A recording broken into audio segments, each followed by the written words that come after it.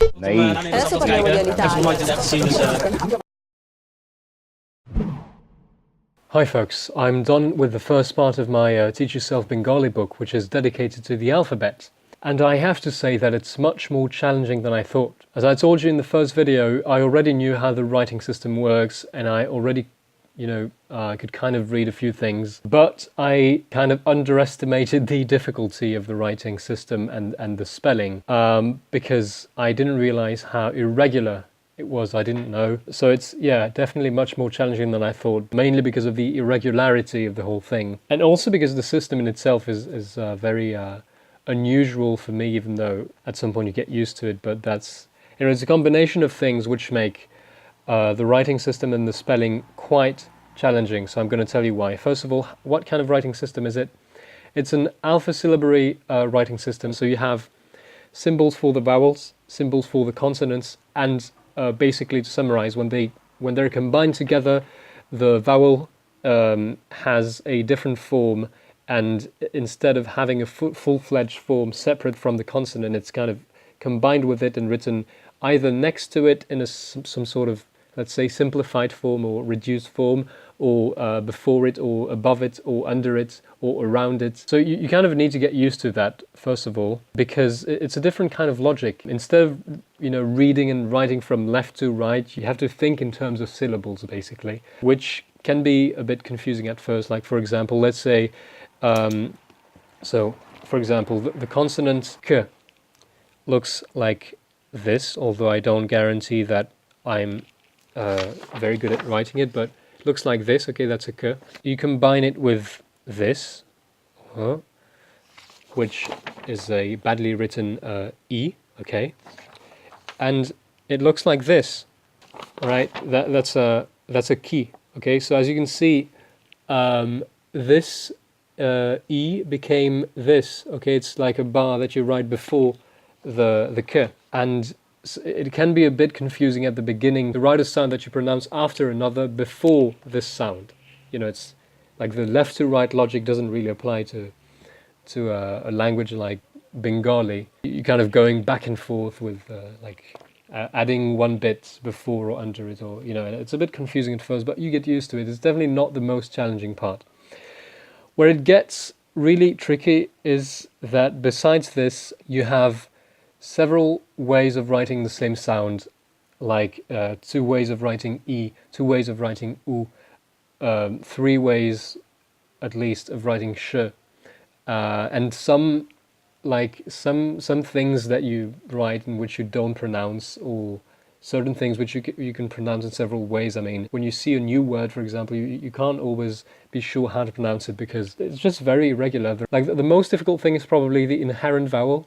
So the inherent vowel is kind of like the default vowel that you have to pronounce every time you see a consonant, because I showed you how vowels get combined with consonants, but when you just have a consonant on its own, there's an inherent vowel, o, which is kind of implied, if you see what I mean. So if you just see a k, for example, in a word, I mean, you can assume that it could be ko, but not necessarily. So that's the tricky thing. You don't always pronounce it. So there's a vowel, an o vowel, which is there, but you don't always know if you have to pronounce it, especially at the end of a word. So for example, let's imagine a random word, which I don't even know if it exists or not. I hope it's not some kind of horrible slur in Bengali, but let's imagine. So you write this, okay? So that's, again, I'm sorry if it's badly written, but that's supposed to be like, so that's ko, and that's to, okay? K, t, right? If you see that, you can't really tell if it's kot or koto. You have to learn learn it by heart. You can't really guess just based on the word, because it could be both. Also, besides this, there's this, even the inherent vowel itself doesn't have a fixed pronunciation. Depending on where it is, it can be o or it can be o.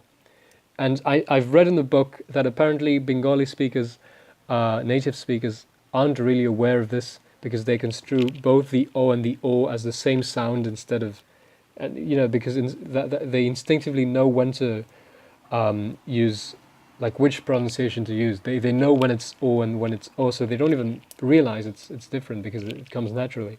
But for a learner of Bengali like me, it's it adds to the difficulty because it's very irregular. And the reason why the language is so irregular is, like all irregular languages, it's because the spoken language has evolved faster than the writing system. That's always what happens. Bengali, basically, compared to other Indian languages, is a little bit further, has evolved a little bit more with regards to its roots than other languages like Hindi, which is less irregular. For example, so in Bengali, I'd say I'd compare the difficulty of Bengali spelling to a language like French. Like, you have many letters that you don't pronounce sometimes, or many ways of writing the same sound, and several ways of pronouncing a certain set of symbols you don't always know. So irregular spelling, irregular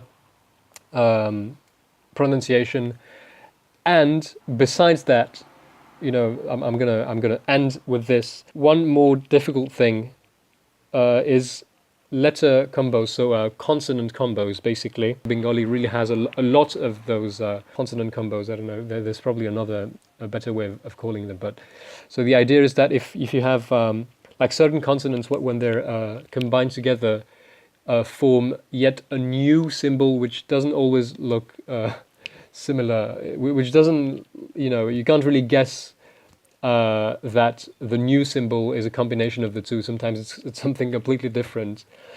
And in the first part of the Teach Yourself book, which is dedicated to the alphabet, you definitely learn all the letters, all the vowels, etc.